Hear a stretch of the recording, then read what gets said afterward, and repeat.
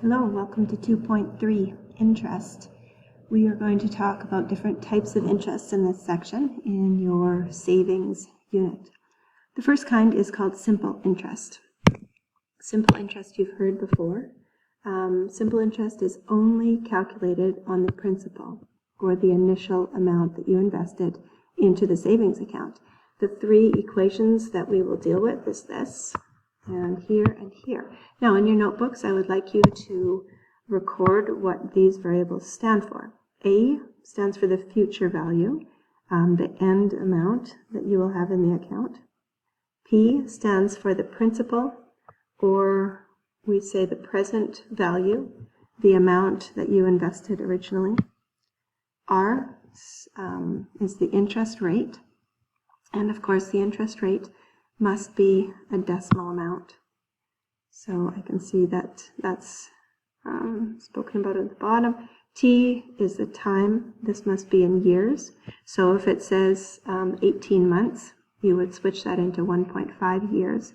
Okay, we're dealing with years when we talk about time. And capital I stands for the interest. Okay, and this red example here, I suppose that should have been up when it's talking about interest rate. So if you're given an interest rate of 2.5%, we know we can move the decimal over 2 spots to the right in order to change it into a decimal. Percent means per 100.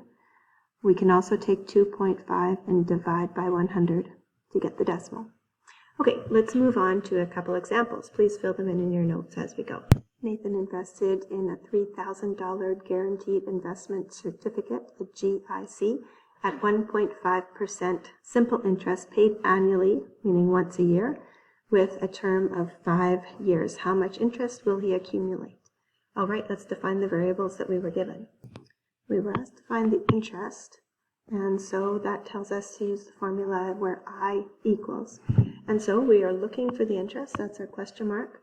Our P, the present value, the amount you invested is $3,000 at a rate of 1.5%, which we know we need to switch into a decimal by moving the decimal over 2 spots to the right.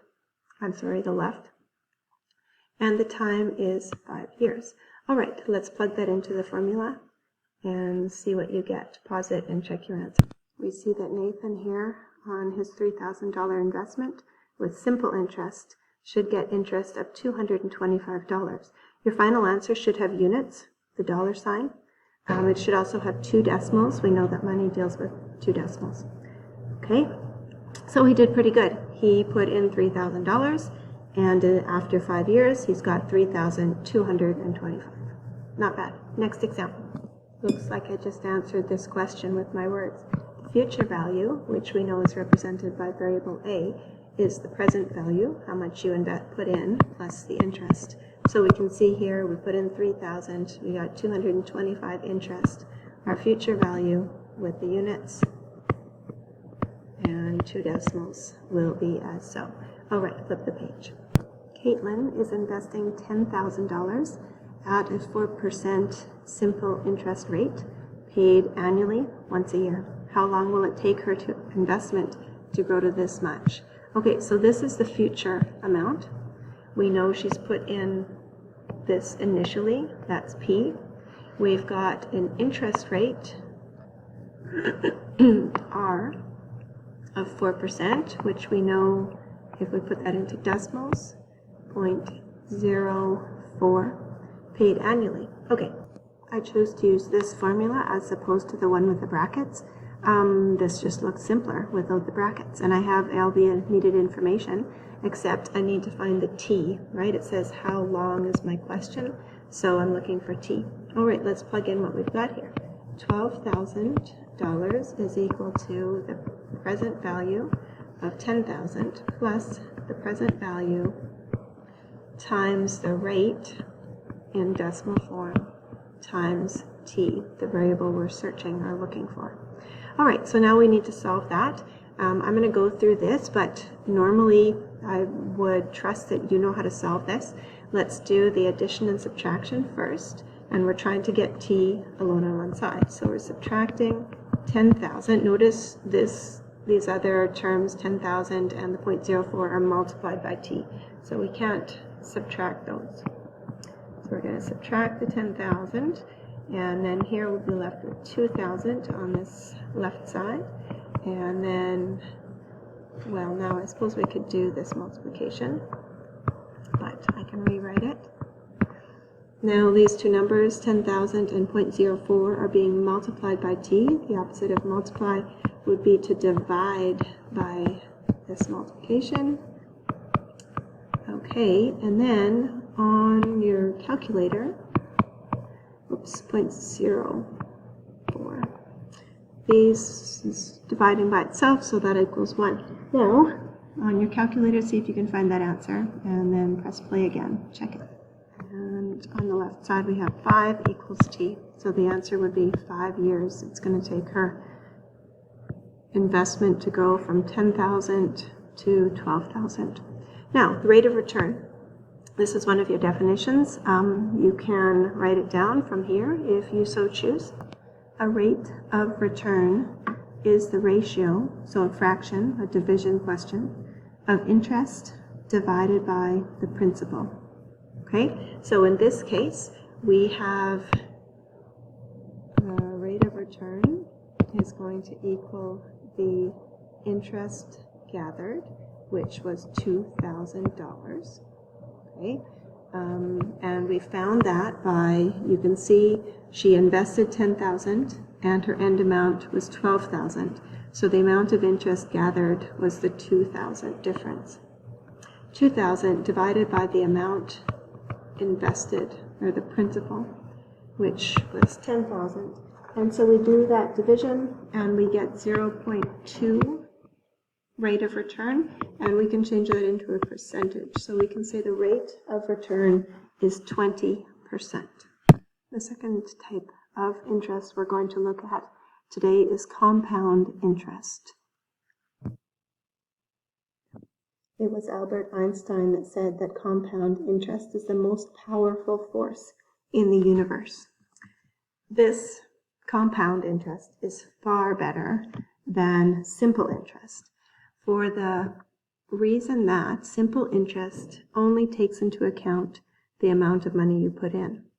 Compound interest, however, considers interest on the money you invested, and then the next year it considers the money you invested as well as the interest you've gained. So your compound interest is always bigger and bigger and bigger each compound period, because it's considering the amount of interest you've just earned. So obviously it's not as simple of a formula as simple interest. Compound interest has this formula below, where A, the future value, same as simple interest, equals P, the principal, the amount that you put in, all multiplied by 1 plus the interest rate, which is given as a decimal, divided by the number of times the interest is compounded per year, and then all to the exponent of n, the number of times interest is compounded, multiplied by time, which we know is in years. All right, let's do a couple examples. Isabella invests $40,500 at 5.5 interest. Okay, let's fill those in. She's investing, her present value, $4,500. Her interest rate, I'm going to switch it into a decimal already, moving the decimal left 2 spots. Compounded semi-annually. Okay, so we need to get into that. I'd like you to pause here and write these definitions down in your notes. We have annual, meaning once a year, semi-annual, meaning twice a year. You can see the value of n. Quarterly, 4 times a year. Monthly, obviously each month, 12 times a year. Weekly, there's 52 weeks in a year. Or we have the option of daily compound periods, which of course would be 365. So semi-annually means the number of times is 2 times every year. And in the question it says for 10 years, t would be 10. Okay, let's plug it into the formula. And then your final answer should be $, please. Sorry, 6 $69,677.35. Determine the accumulated interest to the nearest cent. Okay, so we know the interest is going to be the amount, the end amount, subtract the present amount, will be the amount of interest paid. So 69677.35 to the nearest cent, so remember the decimals. And once we do that subtraction, there's an interest of $29,177.35. Interest for compound interest will always be higher than simple interest.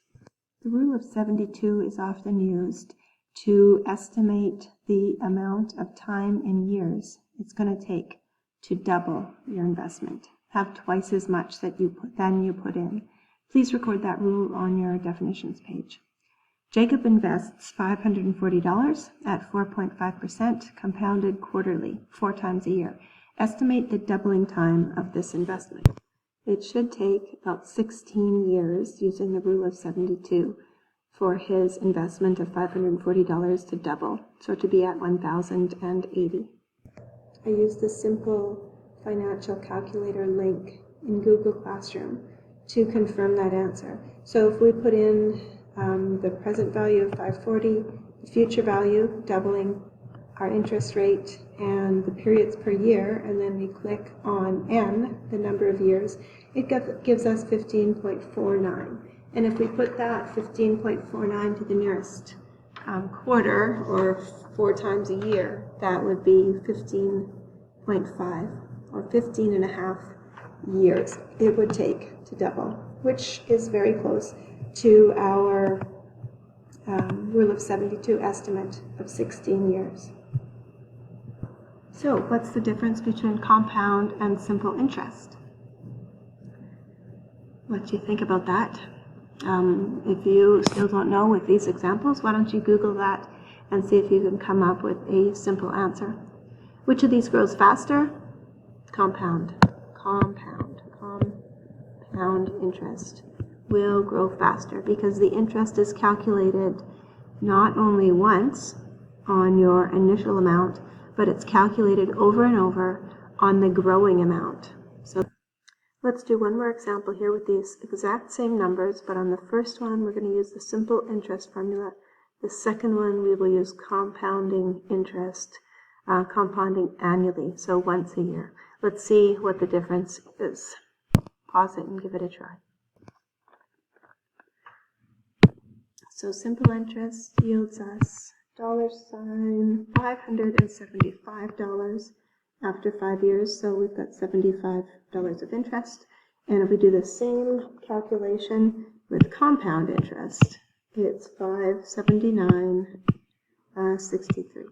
Now, not too much difference here in this example, but consider if you had $1,000 or even $5,000 or $10,000, that difference gets larger and larger depending on the years, the time you're having, and of course depending on how much money you are putting in, your present value.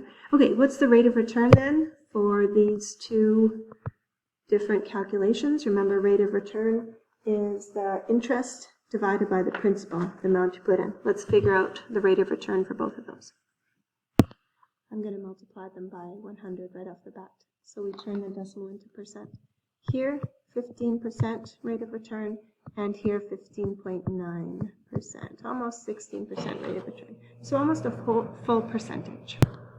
I'd like you to open up your binder and do the practice for these two types of interest. There's going to be another video where you use the financial online calculator to figure out your future value when you're making payments. Okay, good luck.